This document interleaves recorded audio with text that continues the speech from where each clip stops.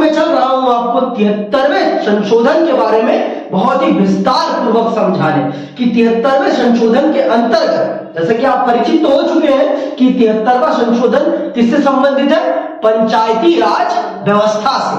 पंचायती राज व्यवस्था किस प्रकार से काम करती है, उसमें क्या क्या स्तर है, इन सब चीजों को हम बहुत बखूबी चल रहे हैं समझने। हर चीज को हम बहुत ही डिटेल तरीके से समझेंगे। देखिए, हमारे देश में हमने शासन को 3 स्तरों पे बांटा है।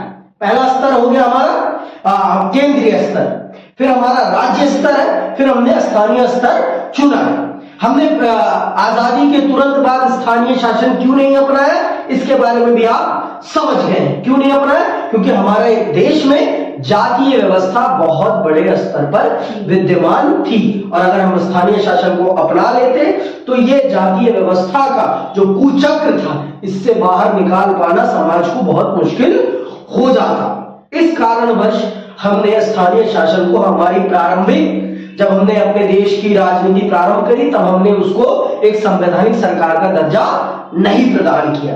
लेकिन 1990 के दशक में, आप मान लीजिए 80 के दशक से ये चीजें प्रारंभ हो जाती हैं। 80 के दशक से आप ये मान सकते हैं कि ये जो स्थानीय शासन को महत्व प्रदान करने का काम अगर किसी ने किया तो वो राजीव गांधी जी ने किया। राजीव गांधी जी की ये दूरदर्शिता थी, और उनको पीके थुंगन समिति, आपने पढ़ा, पीके थुंगन समिति की रिपोर्ट्स ने उन्हें कन्विंस किया कि भारत की अगर जो सरकार की पॉलिसीज है उन्हें वास्तविक रूप से जमीनी हकीकत में रूपांतरित करना है हमें, तो हमें स्थानीय शासन को एक संवैधानिक शासन बनाना पड़ेगा। नहीं तो सरकार की जो ये पॉलिसीज है ये कभी भी गांवों में वास्तविक रूप में नहीं पहुंच पाएंगे, क्योंकि कोई क्रेडिबिलिटी लेने वाला नहीं है, कोई रिस्पॉन्सिबिलिटी लेने वाला नहीं होगा। जब तक गांव में हम किसी को संवैधानिक पद प्रदान नहीं करेंगे, तब तक उसकी कोई, आप कह सकते हैं कि कोई उसका दायित्व नहीं संभालेगा। आप सब अगर पंचायती राज व्यवस्था को बहुत अच्छे से समझना चाहते हैं तो आप Amazon प्राइम की पंचायत सीरीज जरूर देखें। उसमें आप समझ सकते हैं कि पंचायत क्या काम करती है, और आप अभी तो वो फ्री है तो आप उसे देखें जरूर। देखिए, वो एक एंटरटेनमेंट पर्पस के लिए जरूर बनाई गई है, लेकिन वो आपको पंचायती राज व्यवस्था के संबंध में बहुत सारी जानकारी मुहैया करा देती है अपने एंटरटेनमेंट माध्यम के द्वारा। तो आज हम चल रहे हैं उसी को बहुत ही विस्तार पूर्वक समझने कि पंचायती राज व्यवस्था किस प्रकार से काम करती है, उसमें कितने स्तर है, वो कौन कौन से कामों को अंजाम देती है, उसके पास किस प्रकार की शक्तियां हैं। तो आइए पढ़ते हैं और समझते हैं अपनी पंचायती राज व्यवस्था को, जो संविधान का कौन सा संशोधन है? 73वां संशोधन। ठीक है, आइए अब हम 73वें संशोधन के कारण पंचायती राज व्यवस्था में आए बदलाव की जांच करें। देखिए, जो ये आपकी पंचायती राज व्यवस्था है ये त्रिस्तरीय बनावट की है। क्या है ये? त्रिस्तरीय बनावट है। इसमें 3 स्तर है। इसमें 3 स्तर है। पहला स्तर है आपका पंचायत, ग्राम पंचायत, फिर है मंडल, फिर है जिला परिषद। क्या है? जिला परिषद। पहला है आपका ग्राम पंचायत, जिसे प्रधान कहते हैं। फिर आते हैं आपके मंडल, जिसे बीडीसी कहा जाता है मेरे ख्याल से, मुझे भी नहीं पता, लेकिन और यहां पर टॉप पे होता है जिला परिषद, जिनका चयन आप सब मिलकर, जो ग्राम प्रधान होते हैं वो सारे मिलकर करते हैं। जो ये ग्राम पंचायत है, इसका चुनाव कौन करता है? गांव में रहने वाली 18 साल की जनता। 18 साल से उम्र की ऊपर की जनता सभी के सभी गांव के सदस्य बन जाते हैं, और फिर वो गांव के पंचायती चुनाव में क्या लेते हैं? पार्टिसिपेट करते हैं। फिर वो निर्धारित करते हैं कि कौन बनेगा गांव का सरपंच। फिर गांव का सरपंच बहुत सारे गांवों को मिलाकर, फिर आपके बीडीसी का चुनाव होता है, जिसे मंडल कहा जाता है, और कुछ ब्लॉक कहते हैं, ब्लॉक प्रमुख जिसे कहते हैं। ठीक है, फिर उसके बाद जिले का जिला प्रमुख जिसे कहा जाता है, उसका चुनाव होता है। तो इसी प्रकार से शहरों में भी होता है। अभी हम पंचायती राज व्यवस्था के बारे में पढ़ रहे हैं, तो उसके बारे में हम ठीक है। तो आपकी जो पंचायती राज व्यवस्था है वो कितने स्तर की है? त्रिस्तरीय है। अभी समझते हैं कैसी, क्या क्या है इसमें, सुनते। अब सभी प्रदेशों में पंचायती राज व्यवस्था का ढांचा त्रिस्तरीय है। जब तक संविधान में इस सरकार को स्थान नहीं प्रदान किया गया था, बहुत सारे राज्यों में 2 स्तर की थी, बहुत सारे राज्यों में 1 स्तरीय थी, लेकिन संवैधानिक दर्जा मिल जाने के बाद इस स्थानीय शासन को पूरे देश में 3 स्तरीय शासन बना दिया गया है, जिसमें पहला सबसे नीचे यानी पहले पायदान पर ग्राम पंचायत आती है। पहले स्थान पर कौन है? ग्राम पंचायत। ग्राम पंचायत के दायरे में 1 अथवा 1 से ज्यादा गांव होते हैं। मध्यवर्ती स्तर यानी बीच का पायदान मंडल का है, जिसे खंड या तालुका भी कहा जाता है, जिसे खंड या तालुका भी कहा जाता है। ठीक है, फिर उसके बाद कौन है?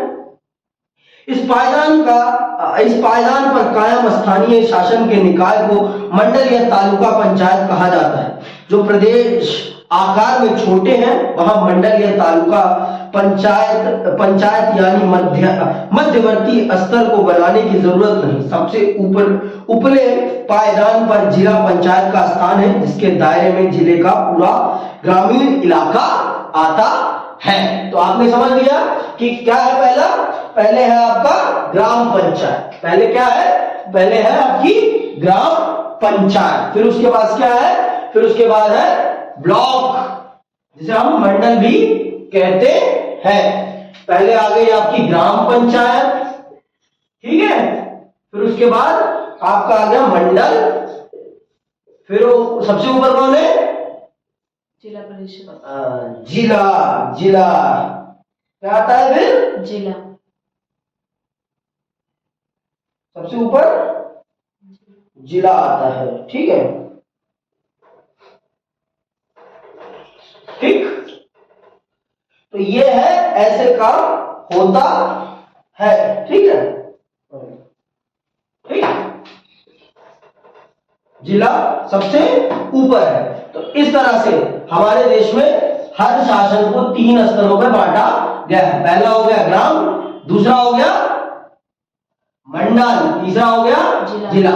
ठीक है, ऐसे है, ट्रायंगुलर शेप है हमारे देश में शासन का। आप कहीं भी देखो, शासन का हमारे देश में जो स्तर है वो हमेशा ट्रायंगुलर ही रहा है। हर चीज हमारे देश में ट्रायंगुलर ही रही है।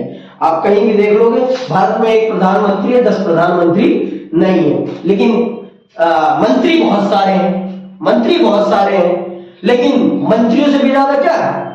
लोग सांसद बहुत सारे हैं, सबसे ज्यादा क्या है? सांसद है। फिर उसमें से आते हैं मंत्री, फिर उसमें से एक निकलता है प्रधानमंत्री। तो वैसा ही है, बहुत सारे गांवों में, एक जिले में बहुत सारे गांव होते हैं, बहुत सारे गांवों को चलाने वाले क्या कहलाते हैं? ग्राम या प्रधान कहते हैं उनको। ठीक है, फिर उसके बाद मंडल होता है, फिर उसके बाद जिला पंचायत होता है। एक जिले में एक जिला पंचायत होता है, समझ में आई बात? लेकिन जिले में गांव बहुत सारे होते हैं, बहुत सारे गांवों में कुछ एक मंडल होते हैं, और कुछ एक मंडल में पूरे जिले में एक जिला पंचायत होता है। तो ये है आपके पंचायती राज व्यवस्था का त्रिस्तरीय मॉडल, जिसमें सबसे ऊपर है जिला पंचायत, फिर ब्लॉक है, फिर आपका ग्राम पंचायत है।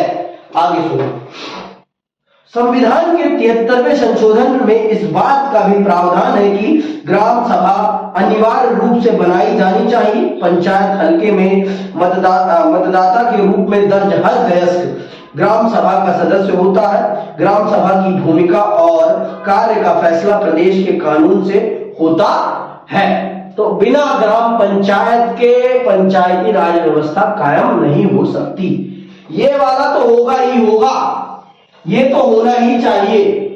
ग्राम पंचायत सबसे अनिवार्य है, और गांव में रहने वाला हर वयस्क व्यक्ति इसका सदस्य होता है। इसका हर व्यक्ति सदस्य होता है, समझ में आई बात? कोई भी चुनाव लड़ सकता है, किसी पे रोक टोक नहीं होती। पर भारत में आरक्षण की भी व्यवस्था है। तो जिस कारणवश कभी कभी जिनके लिए सीट्स आती हैं वो लड़ते हैं, जैसे एससी के लिए आ जाती है, जैसे शेड्यूल के लिए आ जाती है तो शेड्यूल ही खड़ा हो सकता है, अगर ओबीसी के लिए आती है तो ओबीसी का ही कैंडिडेट खड़ा हो सकता है, जब जनरल आती है तो कोई भी खड़ा हो सकता है। ठीक, अब चुनाव कैसे इसका चुनाव होता है ये सुन लेते हैं। ठीक है, पंचायती राज संस्थाओं के तीनों स्तर के चुनाव सीधे जनता करती है, अंडरलाइन कर लेना, तीनों जनता करती है। हर पंचायती निकाय की अवधि 5 साल की होती है। यदि प्रदेश की सरकार 5 साल पूरे होने से पहले पंचायत को भंग करती है तो इसके 6 माह के अंदर नए चुनाव हो जाने चाहिए। सारा सिस्टम वही है जो भारत के अन्य चुनावों के लिए है। हर तीनों स्तर के लिए जनता ही चुनाव पर वोट डालती है, तीनों ही स्तरों के लिए जनता ही वोट डालती है। ठीक, कंफर्म। और ये जान लो, और इनकी भी समय अवधि कितनी है शासन करने की? 5 वर्ष। कितनी है? और अगर इनको 5 वर्ष से पहले भंग किया जाएगा तो कितने समय में? 6 महीने के अंदर चुनाव कराना बहुत अनिवार्य है। देखो, इसका चुनाव जो स्थानीय शासन का चुनाव होता है, इस चुनाव को कराने की जिम्मेदारी केंद्रीय निर्वाचन आयोग पे नहीं, ये जिम्मेदारी किस पर होती है? राज्य निर्वाचन आयोग। हर राज्यों में अपना निर्वाचन आयोग है जो आपके स्थानीय शासन के चुनावों को कराने की जिम्मेदारी लेते हैं। आपके राष्ट्रीय चुनाव आयोग के पास सिर्फ 4 चुनाव कराने की जिम्मेदारी है। कौन कौन से? आपके लोकसभा चुनाव, आपके विधानसभा चुनाव, आपके राष्ट्रपति और उपराष्ट्रपति के चुनाव कराने की जिम्मेदारी आपके राष्ट्रीय निर्वाचन आयोग के पास है। राष्ट्रीय निर्वाचन आयोग मतलब national election commission. State election commission किन इलेक्शनों को कंडक्ट कराते हैं? लोकल इलेक्शंस को वो कंडक्ट कराते हैं, जिसमें आपके स्थानीय, आपकी पंचायत राज व्यवस्था के आ जाते हैं और नगर पालिका के आ जाते हैं। इन दोनों चुनावों को कराने की जिम्मेदारी किस पर है? स्टेट के ऊपर है, स्टेट इलेक्शन कमीशन के ऊपर। पूरा सिस्टम वही है। हर तीनों स्तर के चुनाव में जनता ही वोट डालती है। और कौन सी आयु की? 18 वर्ष की ऊपर की। कितना समय होता है इनके पास शासन का? 5 वर्ष। अगर इनको 5 वर्ष से पहले पूर्व भंग किया जाता है तो 6 महीने के अंदर चुनाव कराया जाएगा। ठीक,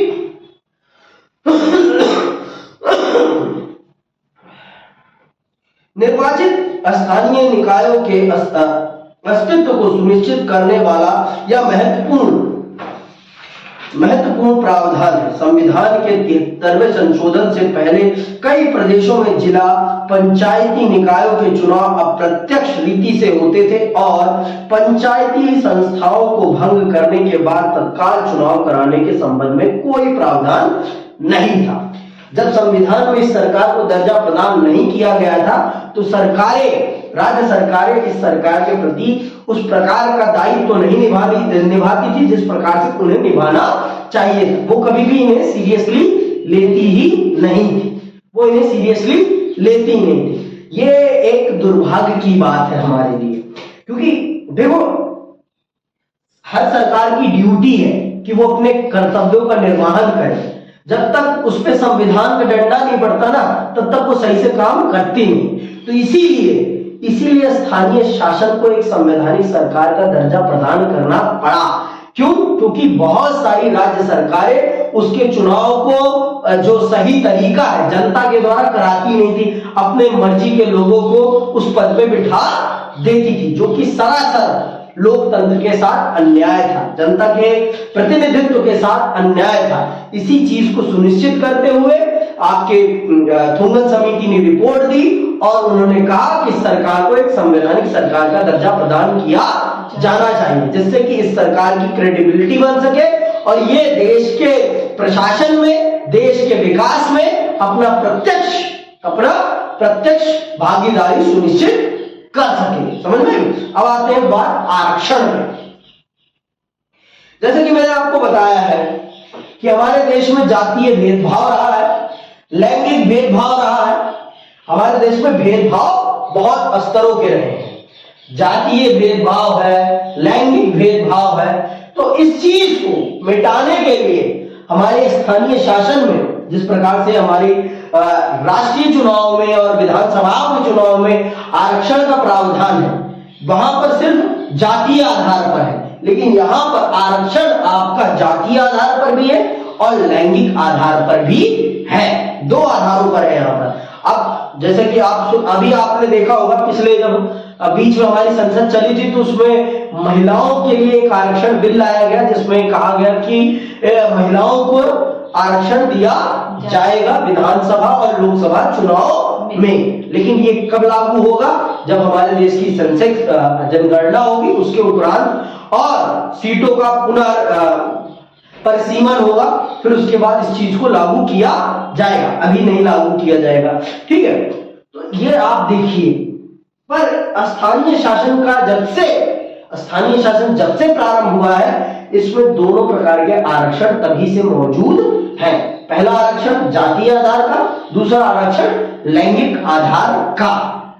जैसे आप देखोगे पंचायत देखोगे तो आप उसमें देखेंगे प्रधान मंजू देवी होती हैं, ना कि उनके पति नहीं होते, बृजभूषण तिवारी नहीं होती कौन है? मंजू देवी। लेकिन उनके नाम पर शासन कौन चला रहा होता? बृजभूषण तिवारी। नाम गलत हो सकता है, मुझे याद नहीं है बिना। ठीक है, तो ये चीज है। तो ये हमारे देश की सबसे बड़ी कुरीति है कि हमारे देश की महिलाएं अभी भी अपने हकों के प्रति उतनी जागरूक नहीं हुई हैं जितना उन्हें होना चाहिए। हमारे देश की महिलाओं को जब कहो राजनीति के बारे में अपने सुझाव रखने, हमारा कोई इंटरेस्ट नहीं है। क्यों नहीं है भाई आपका इंटरेस्ट? क्यों नहीं है? मैं ये सवाल करता हूं। आपके लिए जो नीतियां निर्धारित हो रही हैं वो कौन निर्धारित कर रहा है? आपके नेता। और उन नेताओं को पता ही नहीं है कि एक महिला के जीवन में किस प्रकार की समस्याएं आती हैं, तो वो कैसे उनके लिए नीतियां निर्धारित कर सकते हैं? आप मुझे बताओ। महिलाओं से संबंधित नीतियों को निर्धारित करने का अधिकार सिर्फ महिलाओं को ही होना चाहिए। पुरुषों का उसमें डिस्कशन होना चाहिए, लेकिन महिलाओं से संबंधित जितने भी विषय हैं उन विषयों को सही ढंग से समझने का काम सिर्फ महिलाएं ही कर सकती हैं। हम उनको नहीं कर सकते, हमें बहुत सारी चीजें नहीं पता हो सकती। तो इसी चीज को सुनिश्चित करते हुए हमारे स्थानीय शासन में महिलाओं को बहुत महत्वपूर्ण रोल दिया गया, जिससे कि वो अपलिफ्ट हो सके और वो भी भारत की राजनीति में अपना पार्टिसिपेशन दे सके। लेकिन ऐसा हो नहीं पा रहा है, अभी भी नहीं हो पा रहा है।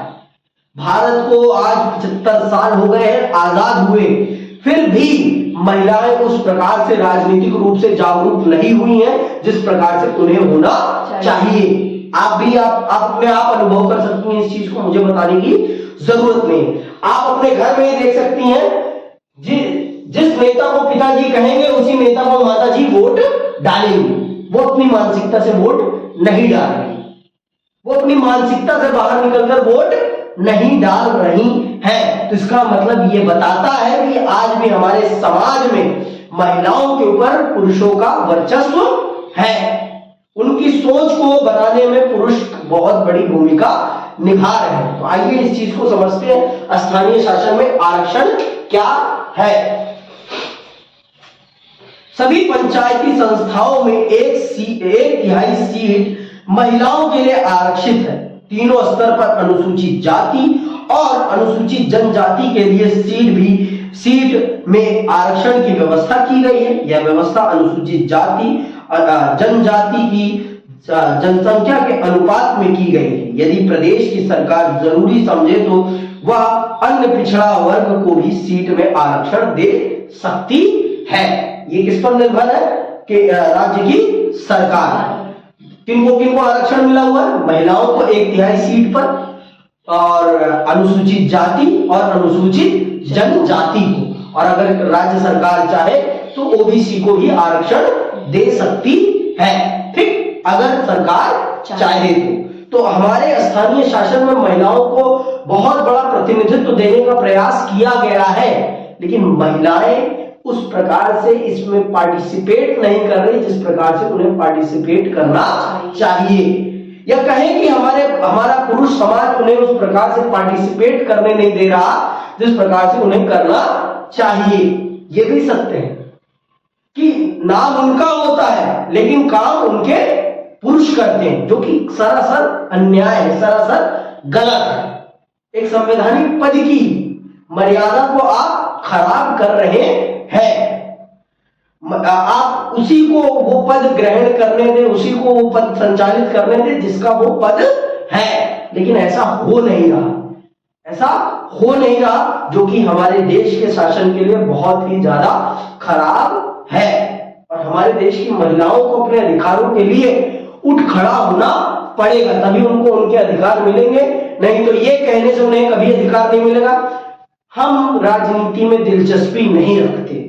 ये आप कहेंगी तो आप ये भी आरोप मत लगाइए कि पुरुष आपके साथ शोषण कर रहे हैं, क्योंकि आप नीति निर्माण में पार्टिसिपेट नहीं कर रही हैं, तो उनको आपकी भावनाओं के बारे में पता नहीं है। तो अगर आपके खिलाफ नीतियां बना रहे हैं तो फिर वो उनकी गलती नहीं। क्यों? क्योंकि आप उसमें सम्मिलित होने का प्रयास नहीं कर रही हैं, आप उसमें इंटरेस्ट नहीं ले रही हैं। तो जब आप इंटरेस्ट नहीं ले रही हैं, जो ले रहा है इंटरेस्ट वो आपके लिए बना रहा है, तो चाहे गलत बनाए चाहे सही बनाए, आप उस पर आरोप नहीं लगा सकती है। ठीक, आगे सुनो।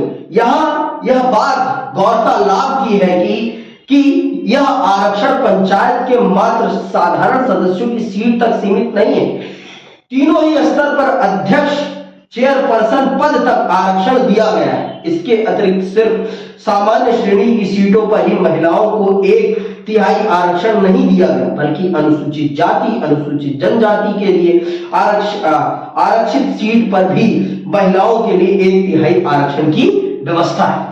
तीनों ही समुदायों के, चारों कह सकता हूं मैं, जनरल की भी महिलाओं को 1/3 सीटें मिली हुई हैं, ओबीसी की महिलाओं को भी और SC ST की महिलाओं को भी। अगर मान लीजिए इस बार SC की सीट आई है तो उसमें SC महिला ही वोट चुनाव करेगी, कंटेस्ट, उसके अलावा कोई और कंटेस्ट नहीं कर सकता।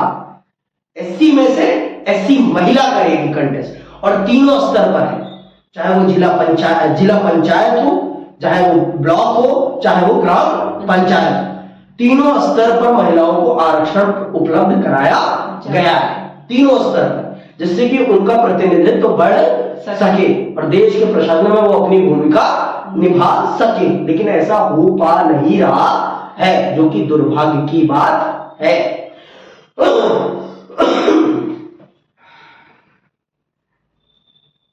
इसका अर्थ यह हुआ कि कोई सीट महिला उम्मीदवार और अनुसूचित जाति जनजाति के सदस्य के लिए साथ साथ आरक्षित की जा सकती है। इस तरह सरपंच का पद कोई दलित अथवा आदिवासी महिला धारण कर सकती है। तो एक ही समय पर महिला के लिए और आदिवासी दोनों के लिए आरक्षित की जा सकती है, मतलब महिला, आदिवासी महिला उस पद को ग्रहण करेगी। इसका मतलब ये है आदिवासी महिला उस पद को ग्रहण करेगी। तो आपने देखा होगा, गांव गए होंगे तो आपने इस चीज को देखा होगा कि इस चीज ने गांव में एक राजनीतिक चर्चा को बहुत ज्यादा, राजनीतिक चेतना पैदा कर दी है।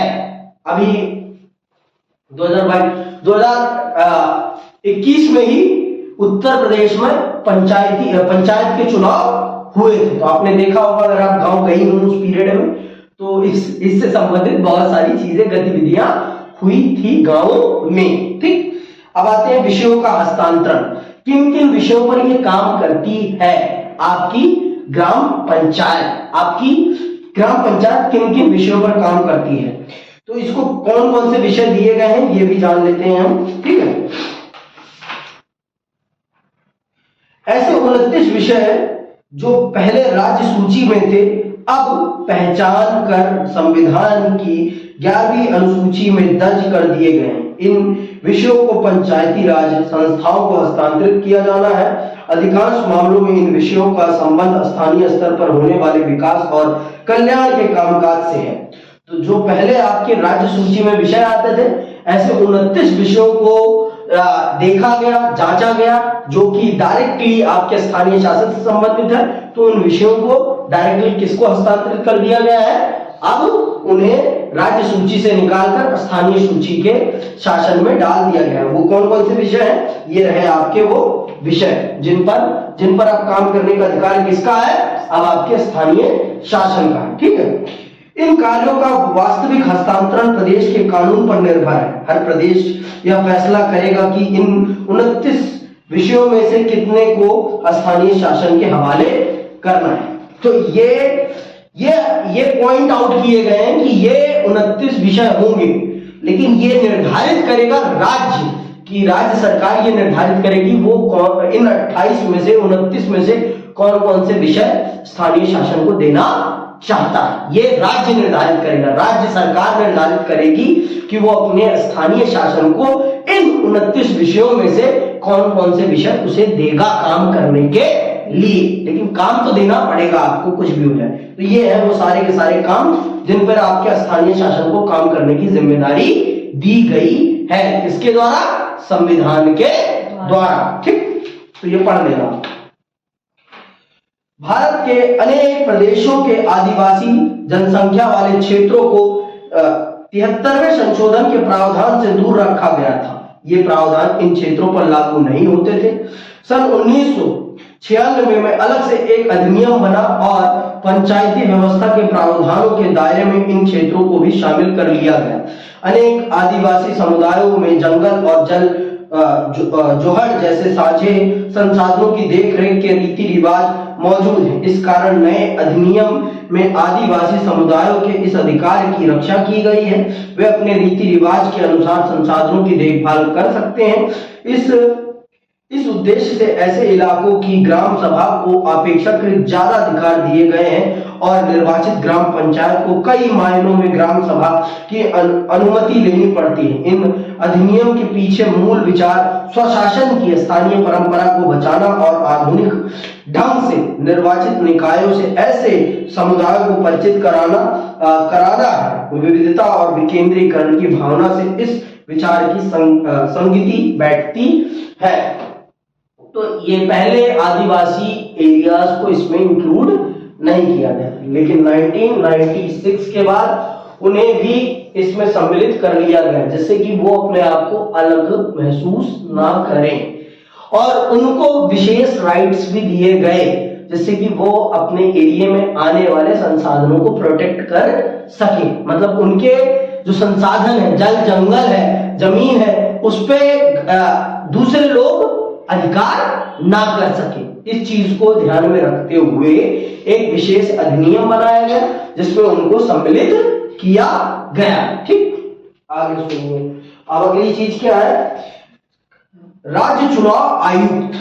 राज्य, जैसे कि मैंने आपको बता दिया है कि आपके स्थानीय शासन का चुनाव कराने की जिम्मेदारी आपके राज्य चुनाव आयुक्त के ऊपर होती है। राज्य सरकार के चुनाव आयोग की यह जिम्मेदारी है कि वो इनके चुनावों को समय समय पर कराए और इनकी पूरी संवैधानिक रूपरेखा का ध्यान रखे। ठीक, प्रदेशों के लिए जरूरी है कि वे एक राज्य चुनाव आयुक्त नियुक्त करें। इस आयुक्त की जिम्मेदारी पंचायती राज संस्थाओं के चुनाव कराने की होगी। पहले यह काम प्रदेश का प्रशासन करता था, जो प्रदेश की सरकार के अधीन होता था। अब भारत के चुनाव आयुक्त के समान प्रदेश का चुनाव आयुक्त भी स्वायत्त है। बहरहाल प्रदेश का चुनाव आयुक्त एक स्वतंत्र अधिकारी है। उसका अथवा उसके कार्यालय का संबंध भारत के चुनाव आयोग से नहीं होता। ठीक है, जैसे आपका सेंट्रल इलेक्शन कमीशन स्वायत्त है, स्वाधीन है, वैसे ही आपका स्टेट वाला भी है, लेकिन इन दोनों का कोई इंटर कनेक्शन नहीं। स्टेट का सेंट्रल वाले से कोई कनेक्शन नहीं। ठीक है, उसको फंड सब स्टेट सरकार करती है। ठीक, वो अपने आप में पहले ये जिम्मेदारी राज्य सरकार को दी गई थी, पर राज्य सरकार इस काम को कराने में थोड़ी धांधली कर देती थी।